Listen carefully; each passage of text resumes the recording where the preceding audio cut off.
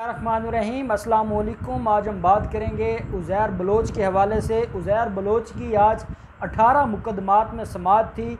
Anti terrorism court Karachi में उनकी समाअत हुई है और 18 मुकदमात में उनके ख़िलाफ़ फ़र्द जुर्म की कार्रवाई आयद होने की कार्रवाई आज हुई है अदालत में। वो जब कार्रवाई हुई है और उसके बाद मीडिया में और स्पेशली जो पाकिस्तान पीपल्स पार्टी का और नवाज़ शरीफ का जो हामी मीडिया ग्रुप है, उन्होंने एक बात चलाई है और इसके ऊपर उन्होंने पता नहीं कितनी देर वो एक ब्रेकिंग न्यूज़ चलाते रहे कि उज़ैर बलोच ने 164 की स्टेटमेंट से मुकर गया है, यू टर्न ले लिया है और उसने ये कहा है कि मैंने ऐसा कोई बयान नहीं दिया। और साथ उन लोगों का जो सहाफ़ी हैं नाम नयाद जो उसके ऊपर तबसरा कर रहे थे, जो लिफाफा सहाफ़ी हैं, वो ये कह रहे थे कि जो एक बहुत बड़ी बात की जा रही थी और एक बहुत बड़ा स्टांस लिया जा रहा था कि कहीं ना कहीं इस वजह से और इस केस की वजह से और इन मामलात की वजह से जो आसिफ जरदारी है उसके लिए मामलात ख़राब हो सकते हैं, या आसिफ जरदारी के ख़िलाफ़ जो 164 की स्टेटमेंट वो रिकॉर्ड करवा चुका है वो इनके गले पड़ जाएगी। अब क्योंकि वो अपनी स्टेटमेंट से मुकर चुका है तो आसिफ जरदारी को भी क्लीन चिट मिल गई है, जुल्फ़कार मिर्ज़ा को भी क्लीन चिट मिल गई है, कायम अली शाह को भी, खुर्शीद शाह को भी और फरियाल तालपुर को भी। आज हुआ कुछ है। अब मैं उनकी ये जो गलत जो उन्होंने मिस इंटरप्रेट किया है, एक तो मैं उसका पोस्टमार्टम करूंगा और मैं आपको बताऊंगा कि अब मुल्ज़िम के कहने से क्या वो 164 की स्टेटमेंट ख़त्म हो जाएगी, क्या ये कोई मजाक है, क्या अदालतों के साथ कि कभी आप कोई स्टेटमेंट दें कभी कोई स्टेटमेंट दें। आज इसके ऊपर मैं बात करूँगा और मैं उनकी जो खुशियाँ हैं फिर उन खुशियों को गम में आज हम बदल देंगे। दूसरी, मैं आज आपके साथ थोड़ी सी पहले कार्रवाई शेयर करूं कि आज अरशद पप्पू और बाकी लोगों के केस में जो रहमान भोला और बाकी केसेस हैं वहाँ उनके ख़िलाफ़ आज समाअत हुई है कराची के एंटी टेररिज्म कोर्ट में और मुल्ज़िम और जो मुजरिम है वो पेश हुआ है और पेश होकर उसके ख़िलाफ़ जब भी फ़र्द जुर्म की कार्रवाई होती है तो उससे पूछा जाता है कि क्या आपने कोई जुर्म किया है या आपसे आपके ख़िलाफ़ कार्रवाई होनी चाहिए, क्या आपके ख़िलाफ़ ये जो इल्ज़ाम है क्या आप इसको मानते हैं या नहीं मानते। जिसके ऊपर मुल्ज़िम ने कहा कि वो ये नहीं मानता और उसने कोई जुर्म नहीं किया और वो कस्में उठाने लग गया अदालत में कि उसने कोई कत्ल किया ही नहीं है, वो बहुत मासूम है और वो दूध का धुला हुआ है और उस बेचारे को तो कोई पता ही नहीं है, वो तो कुछ करता ही नहीं था। अब वो मैं जो बेचारा ऐसे क्रिमिनल्स के लिए इस्तेमाल करता हूँ वो मैं तंज़न इस्तेमाल करता हूँ, तो वो ये कह रहा था अदालत में कि जनाब नहीं मैंने कुछ भी नहीं किया, मैं तो बिल्कुल बेगुनाह हूँ। अगर आपने कुछ नहीं किया और जो कार्रवाई होती रही है वो आपके ख़िलाफ़ थी और आपके ख़िलाफ़ इतने बड़े मामलात चलते रहे हैं और आपने 164 की स्टेटमेंट दी है तो मुल्ज़िम है। मुल्ज़िम से जब भी उसके सर पर तलवार लटकने लगेगी सज़ा की या फांसी की तो मुल्ज़िम कब मानता है कि मैंने जुर्म किया है, मुल्ज़िम कभी भी नहीं मानता। और यही वजह है कि आज जब फ़र्द जुर्म की कार्रवाई आयद होने का मामला आया तो उसके ऊपर जो मुल्ज़िम था जो उज़ैर बलोच उसने इनकार कर दिया और उसने कहा कि मैंने किसी तरीके की कोई जुर्म नहीं किया, मैंने कोई कत्ल नहीं किया। अरशद पप्पू का मामला ये है कि वो इनके गैंग का आदमी था और इनका कोई पार्टनर था। उसके ऊपर इल्ज़ाम ये था कि उसने उज़ैर बलोच के बाप को मारा था।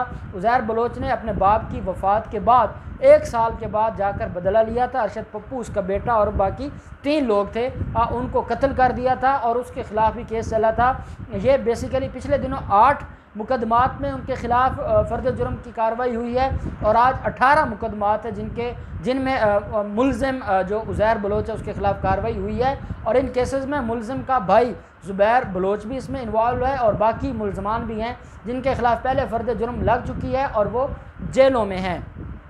अब जब ये फ़र्द जुर्म की जो कार्रवाई थी, जो मुल्ज़िम को जो उसके ख़िलाफ़ चार्ज शीट है वो पढ़ कर सुनाई गई, साथ उसको ये बताया गया कि आपके ख़िलाफ़ ये ऑफेंसेस हैं, ये जुर्म है और ये मामलात हैं। जब ये सारा कुछ पढ़ कर सुनाया गया और ये कहा गया कि आप अपने आप को गुनहगार समझते हैं, आप अपने आप को मुजरिम समझते हैं, तो मुल्ज़िम ने कहा कि मैं अपने आप को मुजरिम नहीं समझता और साथ अदालत में वो कस्में उठाने लग गया कि जी मैंने कोई जुर्म नहीं किया, मैंने कोई कत्ल नहीं किया और जो कुछ होता रहा मुझे इसका इल्म नहीं है। साथ अदालत ने पूछा कि आपने जो 164 की स्टेटमेंट दी थी क्या उसको हिस्सा बनाया जाए इस केस का, तो जिसके ऊपर उसने ये कहा कि जी नहीं, मैंने कोई स्टेटमेंट नहीं दी और इसको हिस्सा नहीं बनाया जाना चाहिए।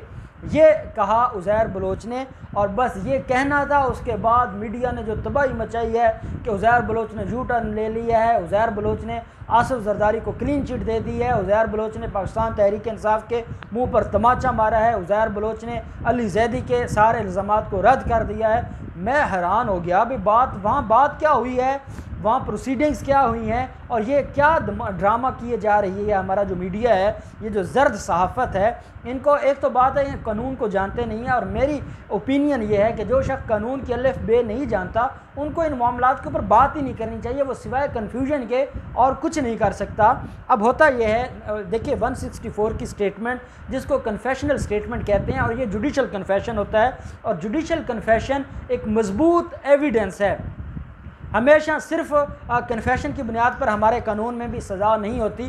कन्फेशन एक स्ट्रॉन्ग पीस ऑफ एविडेंस है। जब इसको 90 रोज़ के रिमांड पर दिया गया था, रेंजर्स की तहवील में दिया गया था, तो तब इसने इलाका मजिस्ट्रेट के सामने पेश हुए थे और वहाँ जाकर इसने स्टेटमेंट दी थी।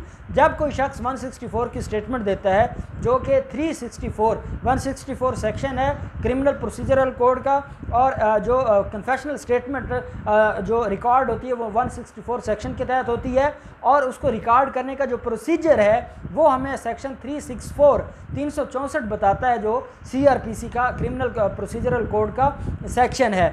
वो ये कहता है कि मुल्ज़िम को जब अदालत में पेश किया जाता है तो अदालत में सारे लोगों को बाहर निकाल दिया जाता है, सिर्फ जज साहब होते हैं और मुल्ज़िम होता है। अदालत मुल्ज़िम को ये कहती है कि आप जो कन्फेशन करने आए हैं, अगर क्या आपके ऊपर कोई दबाव है, क्या आप ये वॉलंटरली कन्फेशन दे रहे हैं, क्या आप आज़ादाना राय दे रहे हैं, कोई आपके ऊपर प्रेशर तो नहीं है, किसी ने आपको परेशान तो नहीं किया। ये 364 सेक्शन ये 8-10 सवालात देता है, और जो उस मुल्ज़िम को बताया जाता है कि आपको कोई थ्रेट नहीं है, आप अदालत में खड़े हैं और यहाँ सिर्फ सिवाय जज के और कोई नहीं है। अगर आप नहीं देना चाहते तो आप इससे बैक हो सकते हैं। इसलिए अगर आप ये स्टेटमेंट दे देंगे तो ये आपके ख़िलाफ़ इस्तेमाल होगी।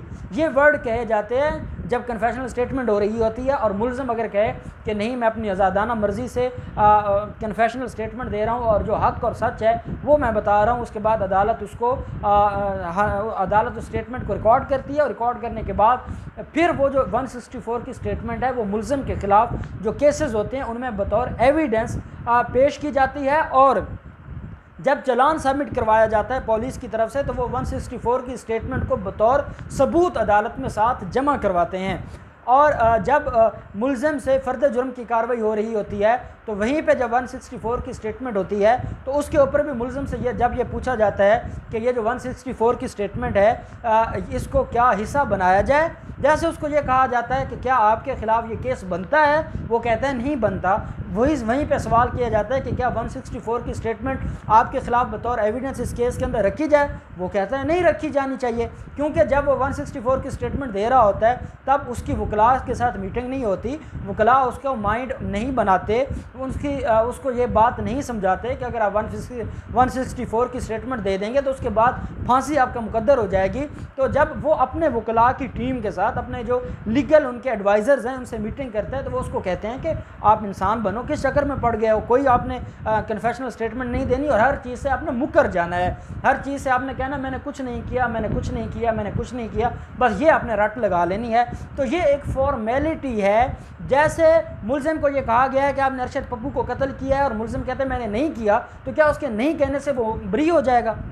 इसी तरीके से जब मुल्ज़िम से ये पूछा गया है कि 164 की स्टेटमेंट आपके ख़िलाफ़ इस्तेमाल हो की जाए, उसने कहा ना की जाए, तो क्या उसके ना कहने से 164 की स्टेटमेंट को उठाकर समुंदर में डाल दिया जाएगा? ऐसा नहीं होता। 164 की स्टेटमेंट फिर भी उसमें रहती है, वो बतौर एविडेंस होती है और एक स्ट्रॉन्ग पीस ऑफ एविडेंस है। और देखें दो तरह के कन्फेशन होते हैं, एक जुडिशल कन्फेशन होता है और एक एक्स्ट्रा जुडिशल कन्फेशन होता है। हमारा कानून शहादत ऑर्डर का आर्टिकल 37 ये कहता है कि जो एक्स्ट्रा जुडिशल कन्फेशन है वो कोई कन्फेशन नहीं है, और एक्स्ट्रा जुडिशल कन्फेशन ये है कि जब आप किसी पुलिस वाले के सामने इकबाल जुर्म करते हैं, पुलिस की कस्टडी में कोई इकबाल जुर्म करते हैं, या किसी प्रेशर या किसी धोखे में आकर इकबाल जुर्म करते हैं, वो जो अदालत से बाहर है, एक्स्ट्रा जुडिशल कन्फेशन है, उसकी कोई हैसियत नहीं है। जो जुडिशल कन्फेशन है वो एक स्ट्रॉन्ग पीस ऑफ एविडेंस है, और जब वो मुल्ज़िम दे देता है तो उसके बाद हमारा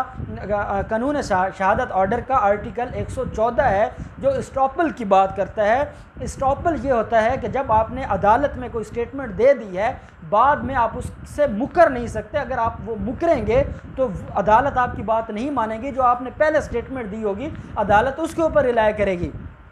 ये इसका सिस्टम होता है और ये इसका प्रोसीजर है। अब जिसको ना इस प्रोसीजर का पता है, ना जिसको किसी बात का पता है, वो ड्रामा शुरू कर देते हैं जी कि 164 की स्टेटमेंट से वो मुकर गया है, आसिफ जरदारी को क्लीन चिट मिल गई है। इस तरीके से क्लीन चिट मिलती होती तो जब फ़र्द जुर्म लगने लगता है और मुल्ज़िम कहता है मैंने ये जुर्म नहीं किया, मैं तो मासूम हूँ, तो उसके बाद तो कैसे ख़त्म हो जाना चाहिए। अगर मुल्ज़िम की बात ही माननी है या मुल्ज़िम की ख्वाहिश के ऊपर ही अदालतों ने फैसले करने हैं, तो फिर तो सारे मुल्ज़िम पहले दिन ही अदालतें बरी कर दें। फिर ये क्या सारा ट्रायल चलता है और ये जो एविडेंस होती है और ये जो सारा कुछ होता है। तो ये वो केस है जिस केस की बुनियाद पर वो 164 की स्टेटमेंट अब हिस्सा बनेगी, और वो अगर मुकर भी जाए उसके बावजूद वो एक स्ट्रॉन्ग पीस ऑफ एविडेंस है, और अब वो उसके गले पड़ चुकी है और अब वो पीछे नहीं हट सकता, और वो उसके ख़िलाफ़ इस्तेमाल होगी।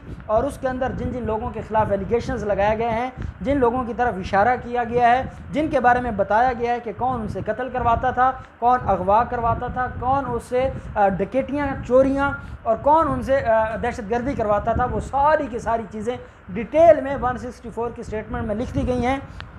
और अदालत ने आज ये बात की है कि जो आप अभी अदालत में बात कर रहे हैं, कल आप हाई कोर्ट जाएंगे तो आप इससे भी मुकर जाएंगे। यही बात हुई ना कि आज अगर वो दहशतगर्दी अदालत के सामने खड़ा होकर वो ये कहता है कि जी नहीं मैंने कोई जुर्म नहीं किया, कल लाहौर हाई कोर्ट में अपील जाए और अपील में वो कह दे जी कि मैंने जुर्म किया है, तो ये कोई मजाक तो नहीं है कि मजिस्ट्रेट के सामने और बयान दे, दहशतगर्दी के जज के सामने और बयान दे और हाई कोर्ट में और बयान दे। ऐसा नहीं होता।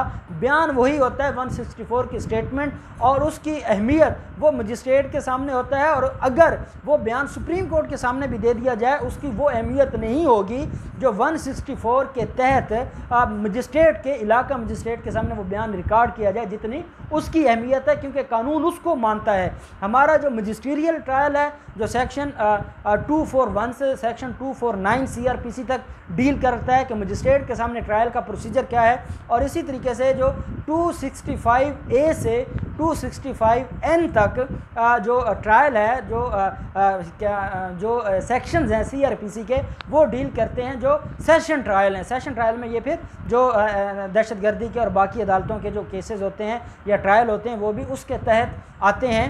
तो उसमें ये कहा जाता है, दोनों में अलग अलग सेक्शंस हैं, चाहे वो मजिस्ट्रियल ट्रायल का वो है अगर वो प्रोसीजर है, या वो सेशन ट्रायल का प्रोसीजर, उसके अंदर अलग अलग कानून ने लिख दिया है कि 164 की स्टेटमेंट को बतौर मुल्ज़िम के ख़िलाफ़ स्ट्रॉन्ग एविडेंस के तौर पर इस्तेमाल किया जाएगा। कानून ने यह कहीं नहीं लिखा कि बाद में अगर 164 की स्टेटमेंट से वो मुकर जाए तो उसकी अहमियत ख़त्म हो जाएगी। ऐसा नहीं होता। और ये जो खुशियाँ मना रहे हैं, ये खुशियाँ इनके गले पड़ जाएंगी। मुल्ज़िम उज़ैर बलोच के ख़िलाफ़ काफ़ी मटीरियल जमा हो चुका है, उसकी 164 की स्टेटमेंट भी इस्तेमाल होगी। 18 ऑफेंसेस में 18 जो केसेस हैं उसमें आज फ़र्द जुर्म लग गई है। टोटल 59 केसेस हैं मुल्ज़िम के ख़िलाफ़। 8 केसेस में पहले हुई थी, 18 में आज होगी, और बाकी केसेस में भी अगले आने वाले दिनों में होगी। और इंशाल्लाह बहुत जल्द ये मामलात अपनी फाइनल स्टेजेस की तरफ जाएंगे, और ये सारे मुल्ज़मान और उसके अबैक्टर्स और उसके कंस्पायरेटर ये सारे के सारे जेल में जाएंगे और इनको फांसियाँ होंगी और ये कैफरे अंजाम तक पहुँचेंगे। अल्लाह पाक पाकिस्तान का हामी नासिर हो। बहुत शुक्रिया। अल्लाह हाफिज़। पाकिस्तान जिंदाबाद।